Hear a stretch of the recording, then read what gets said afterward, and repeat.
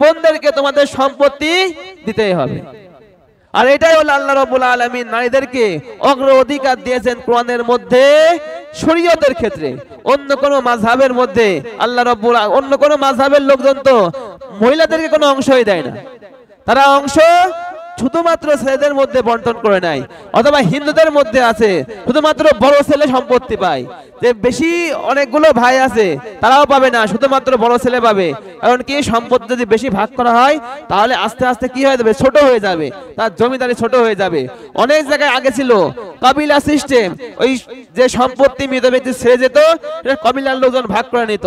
এখনো আছে অনেক দেশে মৃত ব্যক্তির সম্পত্তি ওই দেশের সরকার নিয়ে নেয়, কিন্তু আল্লাহ রাব্বুল আলামিন সেটা নয়। মৃত ব্যক্তির সম্পত্তিকে আল্লাহ রাব্বুল আলামিন আগে মহিলাদেরকে দেওয়ার জন্য বলেছেন, তারপরে পুরুষরা নিজেদের মধ্যে কি করবে, ভাগ করে নেবে।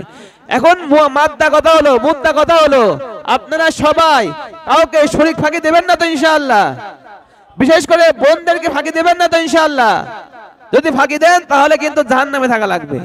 2 দিন এসির বাতাস খাবেন, 2 দিন এয়ার কন্ডিশনের মধ্যে থাকবেন, ঠান্ডা পানি খাবেন ফ্রিজে, কিন্তু আল্লাহ রাব্বুল আলামিনের আগুনের শাস্তি কাল কিয়ামতের ময়দানে চিরকাল নিতে হবে। মৃত ব্যক্তি মরে গেলে কয়টা কাজ করতে হবে, তার আগে তাকে ধোয়ানোর কাজ করতে হবে, তাকে ক্যারি করার কাজ, সেই খরচটা তার সম্পত্তি থেকে যাবে। তার কাফন দাফন, তার কফিন কেনার কাজ সম্পত্তি থেকে যাবে। তার দাফনের খরচ যদি লাগে সেটা সম্পত্তি থেকে বের হয়ে যাবে। এরপরে তার যদি কোনো জায়গায় ঋণ থাকে সে ঋণটা সম্পূর্ণ শোধ করতে হবে। ঋণ যদি আপনার শোধ করার পরে যদি আপনার ওয়ারাসাত না বাঁচে তাহলে ওয়ারিসটা কোনো অংশ পাবে না, কারণ তার ঋণ তার টাকা দিয়ে শোধ করতে হবে। আবার যদি অতিরিক্ত থাকে সেক্ষেত্রে তো আবার ছেলেমেয়েকে অনেক সময় দেওয়া লাগে, এটার আইন আলাদা, সেটার দিকে আমরা যাব না। তার ঋণ শোধ করার পরে যদি তার ওসিয়ত থাকে সেই ওসিয়তটা তার 1/3 মাল দিয়ে শোধ করতে হবে, তারপরে যে হলো এই সমস্ত ওয়ারিসদের অংশ সেটা পাবে। মিন বাদি ওয়াসিয়াতিন ইউসি বিহা আও দাইন।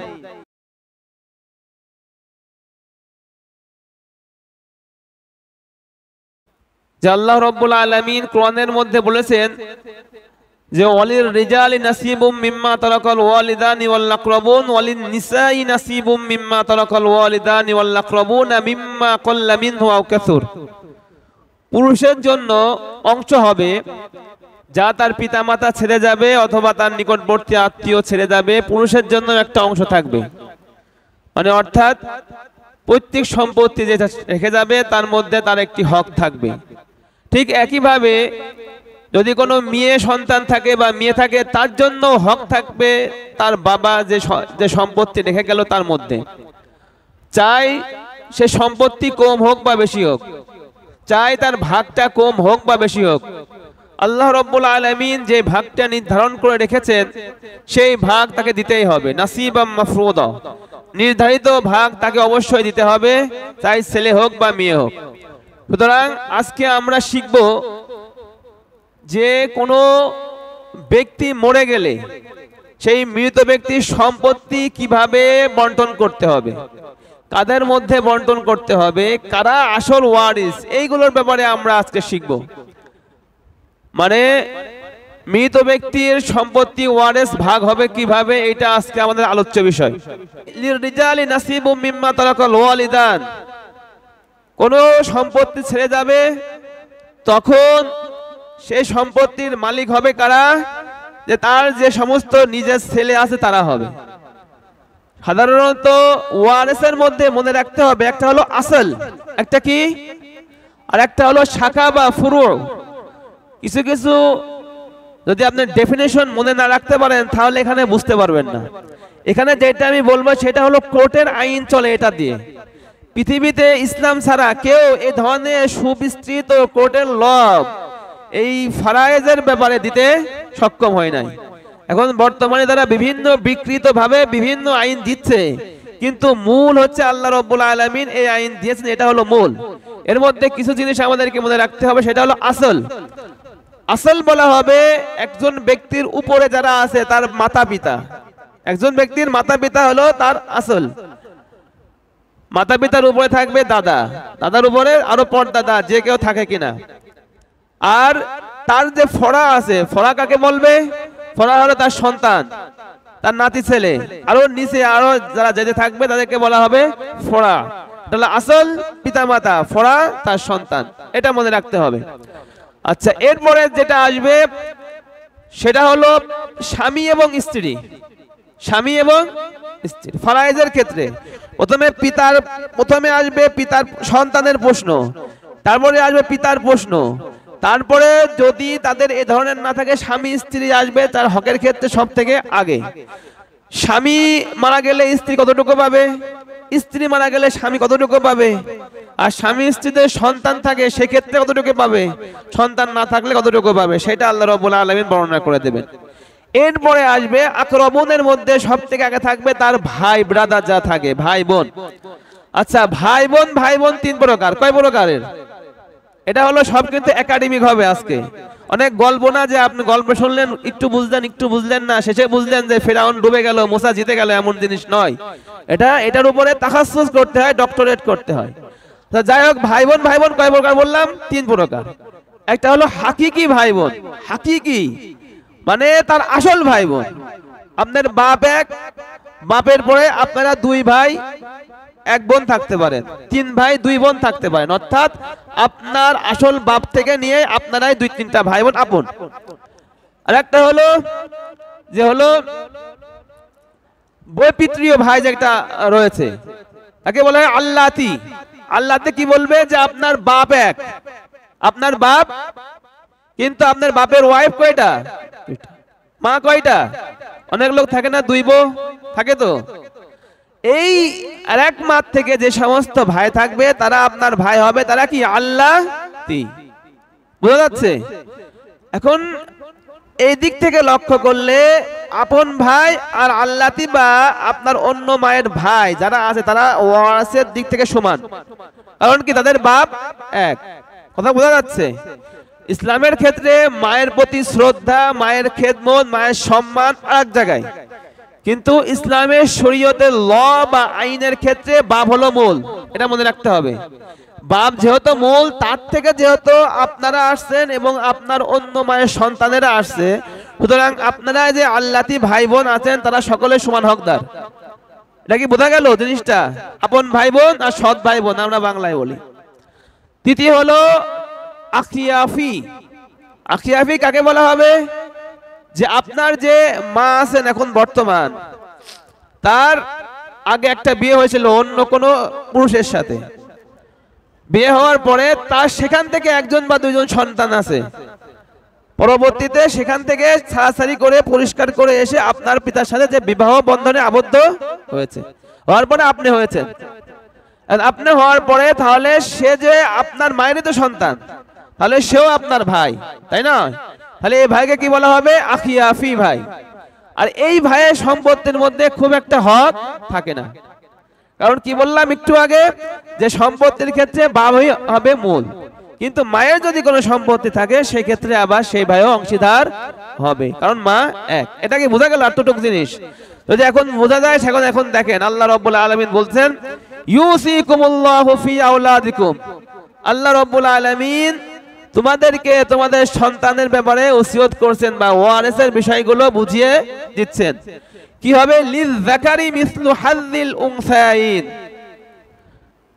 মহিলাদের অংশ আগে নির্ধারণ করতে হবে।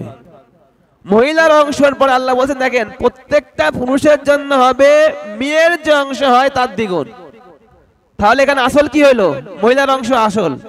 মহিলাকে যে অংশ দিবা তার দ্বিগুণ পাবে কে? ছেলে। তাহলে আমি প্রথমে কি বলেছিলাম? ইসলাম নারীদেরকে অধিকার দিচ্ছে কি দিচ্ছে না? অগ্র অধিকার দিচ্ছে। আগে মেয়েদের সন্তান, মেয়েদের শরীক, মেয়েদের অংশ নির্ধারণ করতে হবে। মেয়ে যদি 1 টাকা নির্ধারণ হয়ে যাওয়ার পরে ছেলেকে 2 টাকা দিতে হবে, কারণ মেয়ের কোনো খরচ সংসারের মধ্যে নাই, আর ছেলের উপরে অনেক দায়িত্ব তার উপরে আছে। তাহলে এটা হলো মূলনীতি, মনে রাখবেন। বাপ পাক, ভাই পাক, ছেলে পাক, সকল ক্ষেত্রে সম্পত্তির যে ভাগ হবে, ছেলে হলে সে তার মেয়ের থেকে 2 গুণ পাবে। এটা হলো মূলনীতি। আচ্ছা, যদি কোনো ব্যক্তির শুধুমাত্র একটা ছেলেই থাকে, তার বাবা নাই, উপরের নাই, আর তার নিচে তো তার শুধু ছেলেই আছে আর কেউ নাই, শুধু ছেলে থাকলে মৃত ব্যক্তির সকল সম্পত্তি কিভাবে তার ছেলে পাবে? কিভাবে বুঝলাম এটা এখন বুঝবেন। যদি মৃত ব্যক্তির একজন মেয়ে থাকে আর কেউ নাই, শুধু কি আছে? মেয়ে আছে, ছেলে নাই, তাহলে এই মেয়ে মৃত ব্যক্তি সম্পত্তির অর্ধেক অংশ পাবে। কোন অংশ পাবে? আর বাকিগুলো কারা পাবে? অন্য অন্য যারা থাকবে আসবা তারা পাবে। কথা কি বোঝা যাচ্ছে? যেহেতু যদি শুধুমাত্র একটি মেয়ে থাকে, সে তার বাপের পৈতৃক সম্পত্তির অর্ধেক পায়। এখান থেকে বোঝা যাচ্ছে যেহেতু ছেলের অর্ধেক মেয়ে পায়, সুতরাং শুধু যদি ছেলে থাকতো তাহলে সে পুরাটা পাবে। ছেলের অংশ কিন্তু আলাদা করে বলে নাই, কিন্তু মূলনীতি কি? মেয়ে যা পাবে তার ডবল পাবে। মেয়ের অংশ আগে আল্লাহ রাব্বুল আলামিন সব জায়গায় বলে দিয়েছেন। আচ্ছা, এখন যদি মেয়ে থাকে অনেকগুলো, দুইটা বা দুইটার অধিক থাকে, ফাইন কুননা নিসাআন ফাওকাস নাতাইনি, যদি দুইটার অধিক বা দুইটা মেয়ে থাকে তাহলে তারা কতটুকু পাবে সম্পত্তির? তাহলে ফালাহুন্না সুলুসা মা তারাক, মৃত ব্যক্তি যে সম্পত্তি ছেড়ে যাবে তার 2/3 পাবে। 2/3 কিভাবে বুঝবেন? মনে করেন 9 টাকা ছেড়ে গিয়েছে, 9 বিঘি জমি ছেড়ে গিয়েছে, তাহলে 9 বিঘিকে 3 ভাগ করতে হবে। তাহলে কয় ভাগ? 9 বিঘিকে 3 ভাগ করলে 3 ভাগে আসবে, তাহলে 2 ভাগ কত হবে? 6 বিঘা বা 6 টাকা এই 2 মেয়ে পেয়ে যাবে। আর অন্য যে একটা ভাগ রয়েছে সেই ভাগটা অন্য অন্য আত্মীয় স্বজনরা পাবে। কথা কি বোঝা গেল? পুরুষ সন্তান থাকলে সমস্ত কিছু পাবে, মেয়ে সন্তান থাকলে অর্ধেক পাবে।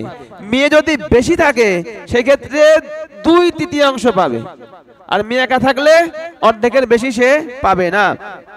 আচ্ছা, এখন আসেন, একজন লোক মারা গিয়েছে, তার আছে হলো একটা সন্তান আর তার মাতা পিতা আছে। কথা কি বোঝা যাচ্ছে?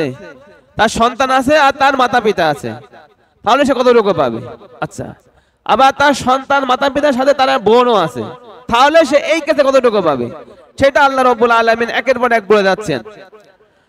আল্লাহ রাব্বুল আলামিন এখানে বলছেন, ওয়াইন কানাত ওয়াহিদান ফালাহান নিসফু, যদি মেয়ে এক হয় তাহলে পাবে অর্ধেক। ওয়ালি আবাওয়াইহি লিকুল্লি ওয়াহিদিম মিনহুমাস সুদুস, মাতা পিতা দুইজনের জন্যই হবে 6 ভাগের 1 ভাগ। যে সম্পত্তি ছেড়ে যাবে তাকে 6 ভাগ করে 1 ভাগ মাতা পিতা পাবে।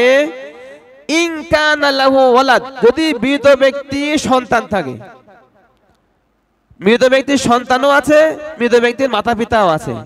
আগে কি ছিল? মৃত ব্যক্তির শুধু সন্তান ছিল, মাতা পিতা ছিল না, এজন্য সমস্ত পেয়েছে। এখন মৃত ব্যক্তির সন্তান আছে আর মাতা পিতা আছে। এখন মাতা পিতাকে সুদুস মানে 6 ভাগের 1 ভাগ দেওয়ার পরে যা থাকবে তার সন্তান পেয়ে যাবে। মনে রাখতে হবে, ফাইল্লাম ইয়াকুল্লাহু ওয়ালাদুন, যে ব্যক্তি মরে গেল তার সন্তান নাই, সে বিবাহ করে নাই বা বিবাহ করলে সন্তান হয় নাই, সেক্ষেত্রে তার মাতা পিতা আছে, সেক্ষেত্রে তার সম্পত্তির আসল ওয়ারিস হবে কে? তার পিতা। কথা কি বোঝা যাচ্ছে? এটা ঠান্ডা মাথায় বুঝতে হবে। অনেকেই হয়তো আপনারা বুঝতে পারবেন না, কিন্তু চেষ্টা করতে হবে, আবার অনেকেই বুঝতে পারবেন। ফাইল্লাম ইয়াকুল্লাহু ওয়ালাদুন ওয়া ওয়ারিসাহু আবাওয়াহু, তাহলে তার যদি সন্তান না থাকে সমস্ত ওয়ারিস হবে কে? তার পিতা, কারণ পিতা বলছিলাম মূল। আর সেক্ষেত্রে তার মা যে থাকবে তার মাকে দিতে হবে সম্পত্তির 1/3। ফালি উম্মিহি সুলুস, তার মার জন্য 1/3 হবে, আর বাদ বাকি সব কে পাবে? তার পিতা পেয়ে যাবে। আচ্ছা, যদি এখন ফাইন কানা লাহু ইখওয়াতুন, যে ব্যক্তি মারা গিয়েছে তার সম্পত্তি আছে, তার ছেলে মেয়ে হয় নাই এখনো, তার মাতা আছে, পিতা আছে, একটা বোন আছে, তাহলে সেক্ষেত্রে কি হবে? তাহলে এই ক্ষেত্রে তার মাতা যে আগে 3 ভাগের 1 ভাগ পেয়েছিল সেটা না পেয়ে তার মাতা এখন 6 ভাগের 1 ভাগ পাবে, বাকি যে ভাগ আছে সেটা পাবে তার বোন। আর এটা দেওয়ার পরে যা থাকবে তা পাবে তার বাপ। এটা হলো ইসলামের ভাগ। এখন আল্লাহ বলতেছেন, আচ্ছা, ফালিউম্মি সুদুদ মিন বাদি ওয়াসিয়াতি ইউসি বিহা আও দাইন, মৃত ব্যক্তির ক্ষেত্রে একটা জিনিস মূল, সেটা আমাদের মাথায় রাখতে হবে, সেটা হলো মানুষ মরে যাওয়ার পরে প্রথমে তার তাজহিজ, তাকফিন, তাদফিন, এই 3টা কাজ করতে হবে প্রথমে। তারপরে তার দাইন বা ঋণ, তারপরে তার ওসিয়ত। এই 3টা জিনিস হয়ে যাওয়ার পরে তার সম্পত্তির বন্টন হবে। আবার শোনেন, মানুষ মৃত ব্যক্তি মরে গেল হাসপাতালে, মনে করেন যে ঢাকায় পিজি হাসপাতালে মারা গেল, মনে করছেন আপনি সেখান থেকে ক্যারি করে বাড়িতে নিয়ে আসবেন, সেখানে গোসল করাইতে হলে 5 থেকে 7,000 10,000 টাকাও লাগে, এসি গাড়িতে আনতে হলে 10-15,000 টাকা ভাড়া লাগে। এই যে তাজহিজের খরচ, এটা মৃত ব্যক্তির সম্পদ থেকে আগে বের করতে হবে, এক। দ্বিতীয় গেল তার তাকফিন, তাকে দাফন করবেন, তার কাফন কিনবেন। কাফন করার ক্ষেত্রে তার যে সমস্ত খরচ আছে, অনেক সময় কফিন কিনা লাগে, অনেক দূর থেকে যদি ক্যারি করা লাগে তার জন্য বাক্স কিনা লাগে, মানে যে সমস্ত খরচ রয়েছে কাফন করার জন্য সেটা তার সম্পত্তি থেকে বের করতে হবে। এবং তৃতীয়ত তাদফিন, দাফন করার জন্য কবরস্থানে অনেক সময় টাকা দেওয়া লাগে, একটা ছোটখাটো চাঁদা লাগে। শহরে গেলে 5,000 লাগে, 10,000 লাগে, গ্রামে 500-1,000 লাগে। তো এইগুলো বের করবেন প্রথমে। আচ্ছা, এখন এগুলো আমাদের ক্ষেত্রে দেখা যায় কি যে এগুলো ছেলেরা যে কোনো একজন থাকলে সে দিয়ে দেয়, দিতে পারে, কিন্তু আইন যখন যাবেন তখন প্রথমে হবে তার যে নগদ টাকা বা সম্পত্তি আছে সেখান থেকে এইগুলোর খরচ আগে বাদ দিতে হবে। আচ্ছা, এগুলো খরচ হয়ে গেল, তার দাফন কার্য শেষ, এখন আসবে তার ঋণ আছে কিনা। এখন যদি সে ঋণী থাকে কোনো জায়গায়, তার ঋণটা আগে শোধ করতে হবে। ঋণ শোধ হয়ে গেল, এখন দেখতে হবে তার ওসিয়ত আছে কিনা, ওসিয়ত করেছে কিনা, যে আমি অনেক মাদ্রাসায় বা অনেক জায়গায় একটা টাকা দিতে চাইছিলাম, ওসিয়ত খেয়াল করতে হবে। ওসিয়ত খেয়াল করার ক্ষেত্রে মনে রাখতে হবে সে তার সম্পত্তির যা আছে তার 3/1 বেশি ওসিয়ত গ্রহণযোগ্য হবে না। তার সম্পত্তি আছে 9 টাকা বা 9 বিঘা, যাই বলেন 9 আছে 9 টাকা, সে যদি ওসিয়ত করতে চায় তাকে 3 টাকা ওসিয়ত করতে হবে, সে 6 টাকা ওসিয়ত করতে পারবে না, করলেও এটা গ্রহণযোগ্য হবে না, কারণ কি তার ওয়ারেস পিছনে রয়েছে, তাদেরও এখান থেকে ভাগ দিতে হবে। তাহলে মৃত ব্যক্তি মরে গেলে কয়টা কাজ করতে হবে, তার আগে তাকে ধোয়ানোর কাজ করতে হবে, তাকে ক্যারি করার কাজ, সেই খরচটা তার সম্পত্তি থেকে যাবে। তার কাফন দাফন, তার কফিন কেনার কাজ সম্পত্তি থেকে যাবে। তার দাফনের খরচ যদি লাগে সেটা সম্পত্তি থেকে বের হয়ে যাবে। এরপরে তার যদি সে যদি কোনো জায়গায় ঋণ থাকে, সে ঋণটা সম্পূর্ণ শোধ করতে হবে। ঋণ যদি আপনার শোধ করার পরে যদি আপনার রসাদ না বাঁচে, তাহলে ওয়ারিসটা কোনো অংশ পাবে না, কারণ তার ঋণ তার টাকা দিয়ে শোধ করতে হবে। আবার যদি অতিরিক্ত থাকে সেক্ষেত্রে তো আবার ছেলেমেয়েকে অনেক সময় দেওয়া লাগে, এটার আইন আলাদা, সেটার দিকে আমরা যাব না। তার ঋণ শোধ করার পরে যদি তার ওসিয়ত থাকে, সেই ওসিয়তটা তার 1/3 মাল দিয়ে শোধ করতে হবে, তারপরে যে হলো এই সমস্ত ওয়ারিসদের অংশ সেটা পাবে। মিমবাদি ওয়াসিয়াতিন ইউসি বিহা আও দাইন, তার ঋণ এবং তার ওসিয়তকে পূর্ণ করার পর। এখন আল্লাহ বলেন আবাউকুম ওয়া আবনাউকুম, তোমাদের পিতা এবং তোমাদের ছেলে এরাই তো ওয়ারিসের মূল, তাই না? হয় তোমার পিতা মূল হবে অথবা তোমার ছেলে মূল হবে। ছেলে থাকলে ছেলে মূল হবে, ছেলে মারা গেলে ছেলে যদি না থাকে পিতা মূল হবে।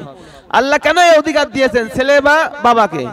লা তাদরুনা, কারণ তোমরা জানো না আইয়ুহুম আকরাবু লাকুম নাফা, এই দুইজনের মধ্যে, এদের মধ্যে যদি সংখ্যা বেশি থাকে ছেলেরা, এদের মধ্যে তোমার সব থেকে কাছের উপকারিতাকে তুমি জানো না। কারণ কি, হয়তোবা তোমার বাবা তোমাকে লেখাপড়া করাইতে করাইতে এমন খরচ করছে, তার জমি জমা সব বেচে দিয়েছে। এখন যে ওয়ারিস, যে তুমি মারা যাওয়ার পরে সেই আসলে অধিকার, কারণ তার সমস্ত কিছু বেচেই তোমাকে লেখাপড়া করিয়েছে। আবার সন্তানকেও আল্লাহ রাব্বুল আলামিন হক দিয়েছেন, কারণ কি তুমি যে সন্তান রেখে যাচ্ছ, এই সন্তান হয়তো একদিন তোমার জন্য অনেক বড় কারণ হবে। এজন্য এই দুইকে আল্লাহ রাব্বুল আলামিন বেশি অধিকার দিয়েছেন, এবং আল্লাহ বলছেন যে আমি জানি কে বেশি উপকার তোমার জন্য, কিন্তু তুমি এটা জানো না। এখন আসেন বৈবাহিক সম্পর্কের ক্ষেত্রে, হাজবেন্ড ওয়াইফ যদি কেউ মারা যায়, তাদের সন্তান থাকলে কতটুক পাবে, সন্তান না থাকলে কতটুকু পাবে? ওয়ালাকুম নিসফু মা তারাকা আজওয়াজুকুম ইল্লাম ইয়াকুল লাহুন্না ওয়ালাদ, যদি আপনার স্ত্রী আপনার জীবদ্দশায় মারা যায়, যদি আপনাদের কোনো সন্তান না থাকে অথবা স্ত্রীর অন্য পক্ষের কোনো সন্তান না থাকে, তাহলে স্ত্রীর সম্পত্তির আপনি অর্ধেক পাবেন। কথা কি বোঝা যাচ্ছে? সবসময় মনে বলেছে একটা মূলনীতি, পুরুষ যা পাবে মেয়ে তার অর্ধেক পাবে। তাহলে যদি মহিলা মারা যায়, পুরুষ ওই মহিলার সম্পত্তির অর্ধেক পাবে যদি মহিলার কিনা থাকে, সন্তান না থাকে। যদি মহিলা যদি অন্য পক্ষের হোক আর আপনার পক্ষের হোক সন্তান থাকে, ফালাকুমুর রুবু, তাহলে আপনার যে অর্ধেক হয়েছিল অর্ধেক হবে না, আপনার 4/1 হয়ে যাবে। আচ্ছা, মিম্মা তারক, আচ্ছা গেল। আচ্ছা, ওয়ালাহুন্নার রুবু মিম্মা তারাকতুম, আর তাদের জন্য হবে হলো যদি আপনার কোনো সন্তান না থাকে তাহলে আপনার স্ত্রীর হবে হলো চতুর্থাংশ, 1/4। আপনি আপনার স্ত্রীর থেকে পেয়েছিলেন কত? অর্ধেক পেয়েছিলেন না? আর আপনি যেহেতু অর্ধেক পেয়েছিলেন, আপনার থেকে অর্ধেক পাবে আপনার স্ত্রী, সেটা হলো 1/4 পাবে। আচ্ছা, মিম্মা তারাকতুম ইল্লাম ইয়াকুল লাকুম ওয়ালাদ, যদি তোমাদের সন্তান না থাকে। ফাইন কানা লাকুম ওয়ালাদুন, যদি আপনার সন্তান থাকে, সন্তান থাকার পরে আপনি মারা গেলেন, এখন আপনার স্ত্রী কতটুকু পাবে? সেক্ষেত্রে আপনি পেয়েছিলেন হলো 1/4, কিন্তু আপনার অর্ধেক পাবে আপনার স্ত্রী, সেটা হলো ফালাহুন্না সুমনু, তাদের জন্য হবে 8/1, অষ্টমাংশ হবে। আপনি পাইছিলেন 1/4, 4/1, আপনার অর্ধেক, পুরুষের অর্ধেক মহিলা পায়, সেই হিসাবে 8/1 তারা পাবে। মিম্মা তারাকতুম মিন বাদি ওয়াসিয়াতি ইউসা বিহা আও দাইন, যেটা তুমি ছেড়ে যাবা তার থেকে ঋণ এবং ওসিয়ত পূরণ করার পরে। কথা কি বোঝা যাচ্ছে? আচ্ছা, ওয়াইন কানা রাজুলুন ইউরাসু কালালাতান, আচ্ছা যদি এমন লোক হয় যে হলো তার ওয়ারিস হয়েছে কালালার ওয়ারিস। কালালা কাকে বলে? এমন লোক মারা গিয়েছে তার বাপও নাই ছেলেও নাই, তাকে কি বলা হবে ইসলামের পরিভাষায়? কালালা। কালালার যে সম্পত্তি সেটা কিভাবে বন্টন করা হবে? আচ্ছা, আও ইমরালাহু আখুন আও উখতুন, যদি কালালা পুরুষ বা মহিলা হয়, পুরুষ যার কোনো বাপও নাই ছেলেও নাই, মহিলা যার কোনো বাপও নাই ছেলেও নাই, সেক্ষেত্রে তাদের অংশীদার কারা হবে? ওয়ালাহু আখুন আও উখতুন, তাদের রয়েছে বোন এবং ভাই, সেক্ষেত্রে ভাই বোনরা তাদের কি হবে? ওয়ারিস হয়ে যাবে, কারণ আসল যে ওয়ারিস বাপ এবং ছেলে তাদের নেই। এজন্য আকরাবুন থেকে তাদের ভাই বোন তাদের ওয়ারিস হয়ে যাবে। ফালিকুল্লি ওয়াহিদিন মিনহুমা সুদুস, প্রত্যেকটা ভাই বোনের জন্য 1/6 হবে। ফাইন কানু আকসারা মিন যালিক, যদি ভাই বোন একজন একজন হইতো তাহলে হয়তো 1/6, যদি ভাই বোন একের অধিক হয়ে যায় তাহলে ফাহুম শুরাকা ও ফিস সুলুসি, তারা তখন পুরা সম্পত্তি 3/1 মধ্যে সকলেই কি হবে? অংশীদার হবে। মিন বাদি ওয়াসিয়াতি ইউসা বিহা আও দাইন, তার যে সমস্ত ঋণ আছে সেগুলো শোধ করার পরে, তার ওসিয়তগুলো পরিপূর্ণ করার পরে, গায়রা মুদাররিন, তার উপরে কোনো কষ্টদায়ক করা যাবে না, চাপ প্রয়োগ করা যাবে না। ওয়াসিয়াতাম মিনাল্লাহ, আর এটা হলো আল্লাহ রাব্বুল আলামিনের পক্ষ থেকে নির্দেশ, এটা খেলা কোনো কিছু না, এটা আপনাকে এইভাবেই বন্টন করতে হবে।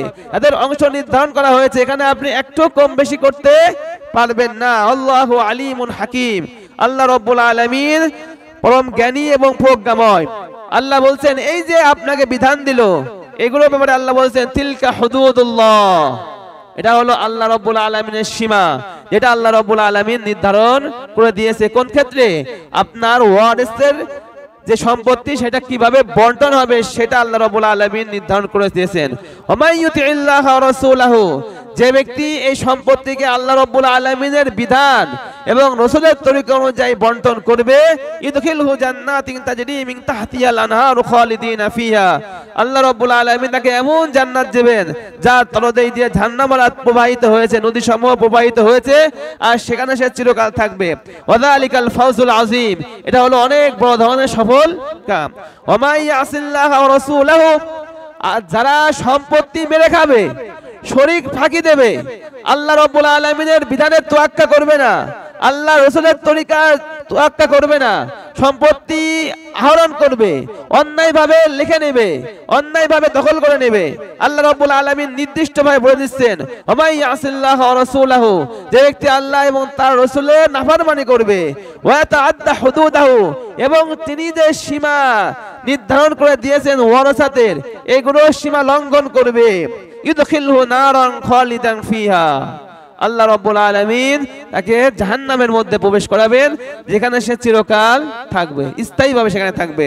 ওয়ালাহু আযাবুম মুহিন, আর তার জন্য হবে হলো যন্ত্রণাদায়ক শাস্তি। এই গেল মোটামুটি ওয়ারিসের ক্ষেত্রে, সংক্ষেপে আমি আপনাদেরকে বুঝিয়ে দিলাম।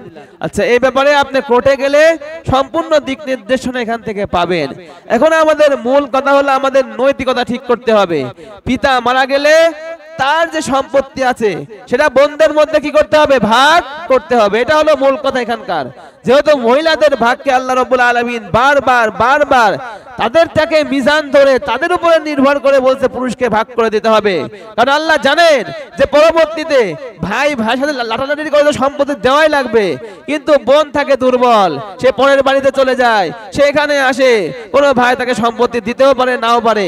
এজন্য আল্লাহ রাব্বুল আলামিন বোনদেরকে তোমাদের সম্পত্তি দিতেই হবে। আর এটাই হলো আল্লাহ রাব্বুল আলামিন নারীদেরকে অগ্রাধিকার দিয়েছেন কোরআনের মধ্যে শরীয়তের ক্ষেত্রে। অন্য কোন মাযহাবের মধ্যে আল্লাহ রাব্বুল অন্য কোন মাযহাবের লোকজন তো মহিলাদেরকে কোনো অংশই দেয় না, তারা অংশ শুধুমাত্র ছেলেদের মধ্যে বন্টন করে নেয়, অথবা হিন্দুদের মধ্যে আছে শুধুমাত্র বড় ছেলে সম্পত্তি পায়, যে বেশি অনেকগুলো ভাই আছে তারাও পাবে না, শুধুমাত্র বড় ছেলে পাবে। কারণ কি, সম্পত্তি যদি বেশি ভাগ করা হয় তাহলে আস্তে আস্তে কি হয়ে যাবে, ছোট হয়ে যাবে, তার জমিদারি ছোট হয়ে যাবে। অনেক জায়গায় আগে ছিল কবিলা সিস্টেম, ওই যে সম্পত্তি মৃত ব্যক্তি ছেড়ে যেত কবিলার লোকজন ভাগ করে নিত। এখনো আছে অনেক দেশে মৃত ব্যক্তির সম্পত্তি ওই দেশের সরকার নিয়ে নেয়, কিন্তু আল্লাহ রাব্বুল আলামিন সেটা নয়। মৃত ব্যক্তির সম্পত্তিকে আল্লাহ রাব্বুল আলামিন আগে মহিলাদেরকে দেওয়ার জন্য বলেছেন, তারপরে পুরুষরা নিজেদের মধ্যে কি করবে, ভাগ করে নেবে। এখন মুদ্দা কথা হলো আপনারা সবাই কাউকে শরীক ফাঁকি দেবেন না তো ইনশাআল্লাহ? বিশেষ করে বোনদেরকে ফাঁকি দেবেন না তো ইনশাআল্লাহ? যদি ফাঁকি দেন তাহলে কিন্তু জাহান্নামে থাকা লাগবে। 2 দিন এসির বাতাস খাবেন, 2 দিন এয়ার কন্ডিশনের মধ্যে থাকবেন, ঠান্ডা পানি খাবেন ফ্রিজে, কিন্তু আল্লাহ রাব্বুল আলামিনের আগুনের শাস্তি কাল কিয়ামতের ময়দানে চিরকাল নিতে হবে। আল্লাহ রাব্বুল আলামিন সর্বপ্রথম আমাকে এবং আপনাদের সকলকে আমল করার তৌফিক দান করুক, এবং শরীকদেরকে তাদের ন্যায্য প্রাপ্য দেওয়ার তৌফিক দান করুক। যারা পড়ে আসছেন সুন্নাত পড়ে নেন। আকুলু কওলি হাযা আস্তাগফিরুল্লাহ লি ওয়া লাকুম ওয়া লিসাইরিল মুসলিমিনা ওয়াল মুসলিমাত।